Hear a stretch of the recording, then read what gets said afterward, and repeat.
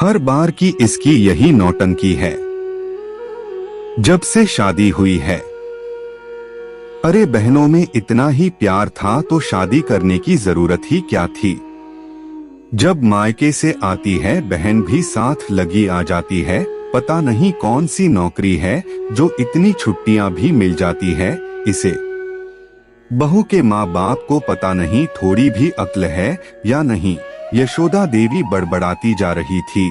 आप भी ना यशोदा जी बेकार की बातें लेकर बैठ जाती हैं। अरे बहन के ही घर तो आती है, कौन सा अनर्थ कर देती है। और एक शहर होने का कुछ तो फायदा मिलना चाहिए ना। मायके वालों को दो एक दिन रे दोनों बहनें साथ साथ रहती है, काम मिलकर निपटाती है, बातें करती हैं। इस बहाने बहू भी कितनी खुश रहती है देखती नहीं आ। पति महेंद्र बाबू ने समझाया, हमारे जमाने में बच्चे को ननिहाल और भाई बहन के ससुराल में ज्यादा दिन नहीं छोड़ते थे। कहते हैं इन जगहों पर कोई प्रतिबंध ना रहने से बच्चे बिगड़ जाते हैं। कुछ सोचकर ही बनाया होगा ना बुजुर्गों ने ये नियम। ये पुराने जमाने की बात है। यशोदा जी वैसे भी हमारे घर में सीपी को बिगाड़ने वाला है कौन, हम दोनों या फिर उसकी खुद की बहन। जीजा तो बेचारा खुद के काम से परेशान रहता है। अरे इतना मत सोचिए, प्यारी बच्ची है, हंसती बोलती रहती है तो घर गुंजायमान रहता है। हम कह तो दिया यशोदा देवी ने पर स्वीकार नहीं किया। दरअसल उन्हें दूसरी चिंता ही खाए जा रही थी। उनके दो बेटे राहुल और रोहित में से राहुल की शादी लिपि से हुई थी। रोहित भी शादी लायक था, वो दूसरे शहर में नौकरी करता था। शादी में यशोदा जी की पारखी नजर को ऐसा लग गया था कि रोहित बहू की छोटी बहन सीपी को पसंद करने लगा है। साथ ही भाभी का तो वो भक्त था ही। तभी से माँ की हिलती हुई सत्ता का डर और दंभ बीच में आ गया था कि बेटा अपनी मनमानी कैसे कर सकता है। उसके लिए तो लड़की चुनने का अधिकार उनका है। और तभी से वो सीपी से खार खाए बैठी थी। बिना कोई गलती किए वो बेचारी लड़की गुनहगार बन चुकी थी और उसकी हर बात यशोदा जी को नागवार गुजरने लगी थी। जबकि वो उनकी भरपूर इज्जत करती थी और वो जब जब बहन के साथ आती घर का माहौल खुशनुमा हो जाता था। पर यशोदा के दिमाग में तो अलग ही खिचड़ी पक रही थी। तो भला उन्हें कैसे सुहाती सीपी बहू। सीपी की पढ़ाई भी पूरी हो गई है, अब तो नौकरी पर भी लग गई है। शादी ब्याह का कब तक सोच रहे हैं, तुम्हारे घर वाले एक दिन पूछ ही लिया यशोदा जी ने बहू से। मम्मी जी करना तो चाह रहे हैं, ढूंढ भी रहे हैं। अब तक सीपी नौकरी की तैयारी में लगी थी, अब तो नौकरी भी लग गई है तो मम्मी पापा जल्दी ही उसकी शादी कर देना चाहते हैं। आप भी सुझाइएगा कोई अच्छा लड़का हो नजर में। तो लिपि ने जवाब दिया, हाँ सही है, जरूर देखूंगी। अच्छी लड़की है तुम्हारी बहन। सच पूछो तो मैंने तो देख भी लिया था उसके लिए लड़का और तय भी कर लिया था। पर किया मम्मी जी, और कौन सा लड़का देख लिया था। अरे अपना ही था। पर हमारे खानदान में एक कुल की दो बहनों का बहू बनना सूट नहीं करता, मतलब नहीं फलता। दोनों में से किसी ना किसी की जान चली जाती है। 2-3 बार ऐसा हो चुका है। दोनों में से कोई ना कोई बहन। तुम समझ रही हो ना बहू। और वो मूवी आई थी ना, देखा था तुमने, हम आपके हैं कौन, बिल्कुल उसी तरह। और इसीलिए ऐसा करना तो दूर मैं तो सोच भी नहीं सकती। वरना तुम्हारी बहन मेरे घर आती तो मुझसे ज्यादा खुश और कौन होता भला। यशोदा जी ने अपनी तरकश का सबसे शक्तिशाली तीर छोड़ ही दिया। उन्होंने देखा लिपि थोड़ी गंभीर हो गई है। पर उन्हें पता था कि जब उन्होंने बात जान की कह दी है तो सोचना तो पड़ेगा ही। अपनी ना सही बहन की जान ही सही। अगले हफ्ते रोहित आने वाला था।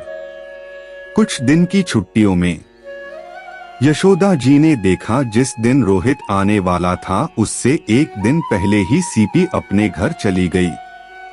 मतलब उसका तीर निशाने पर लगा था। बेटा रोहित, मैं क्या कह रही थी कि राहुल की शादी करके तो मैं निश्चिंत हो गई। अब तू भी शादी कर लेता तो मैं गंगा नहा लेती। वैसे भी तू दूर रहता है तो तेरी चिंता हमेशा लगी रहती है।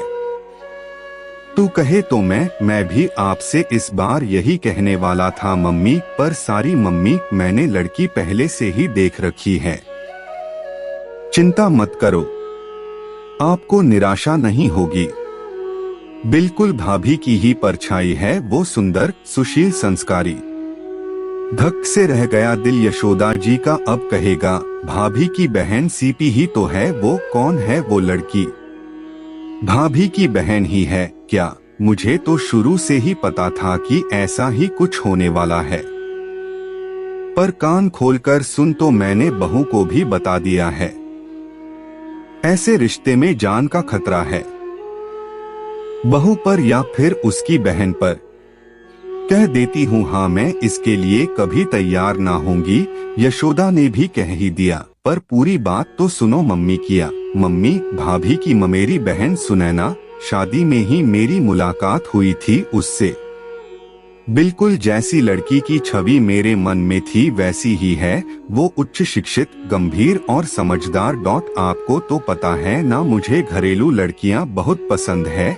सुनैना हर तरह से मेरे मन के खांचों में फिट बैठती है और मुझे लगता है आपको और पापा को भाभी के घर वालों से बात करनी चाहिए। पर बेटा वो तो बहुत सांवली है। मैं तो समझ रही थी सीपी ने तो मुझे शादी में ही रिजेक्ट कर दिया था, बोलकर कि मुझे तो टॉल, डार्क, हैंडसम लड़का चाहिए, आपकी तरह गोरा, छोटा, छुई मुई सा लड़का नहीं। और हाँ, सुनैना थोड़ी सांवली जरूर है पर बहुत अच्छी है मम्मी। एक बार आप उससे अच्छी तरह मिल तो लो, आप भी उसकी फैन हो जाओगी। रोहित ने अपनी तरफ इशारा करके मुस्कुराते हुए कहा। मम्मी जी, मुझे देवर जी और सुनैना की कहानी पता थी, इसलिए आपने जब एक बहन के ना रहने की बात की तो मैं परेशान हो उठी थी। पर आपकी बात पर गौर किया तो लगा कि भले हम बहनें हैं पर सुनैना तो मेरे नानी के घर से है, तो हमारे कुल में तो अंतर तो हो गया ना। और मम्मी जी, आपने भी उस दिन कहा था कि तुम्हारी बहन ही इस घर की बहू बन जाए तो मुझसे खुशकिस्मत और कौन होगा। तो वो बात मेरे मन में घर कर गई थी कि ऐसी आपकी इच्छा है तो जरूर पूरी हो। सुनैना तो मुझसे भी अच्छी है हर चीज में, बिल्कुल परफेक्ट। खाना क्या बनेगा पूछने आई लिपि ने बात पूरी की। हाँ, ये बात तो सही है, तुम्हारी बहू ठीक है, सबको पसंद है तो मैं बोल भी क्या सकती हूँ। यशोदा जी के कहने के लिए कुछ बचा ही कहा था। इससे तो अच्छी सीपी थी, गोरी चिट्टी और सुंदर सी, नौकरी पेशा भी, साथ ही सुनैना का परिवार भी तो बहू की तरह समृद्ध नहीं है। मतलब मैं तो कहीं की ना रही, लड़का भी हाथ से गया और हाथ भी कुछ ना आया। फिर अपने आप से बातें करती यशोदा जी को देखकर महेंद्र जी पूछ बैठे, भाग्यवान। ये तो बता दो, हमारे परिवार का ये नियम तो आज तक ना मुझे किसी ने बताया ना मैंने किसी से सुना। फिर तुम्हें कहां से ये सब पता चल गया भला? आकाशवाणी हुई थी। वो कहते हैं ना, चौबे गए छब्बे बनने, दूबे बनकर आए। वही हुआ मेरे साथ, समझे आप। अब मुझे परेशान मत कीजिए, झुंझलाती हुई यशोदा जी ने कहा। जो अपने बनाए जाल में फंस नहीं जकड़ चुकी थी और 30 साल साथ गुजार चुके महेंद्र जी पत्नी की मनोदशा समझकर मन ही मन मुस्कुरा रहे थे। दोस्तों, उम्मीद करता हूँ कहानी आपको अच्छी लगी हो तो चैनल को सब्सक्राइब कर लें।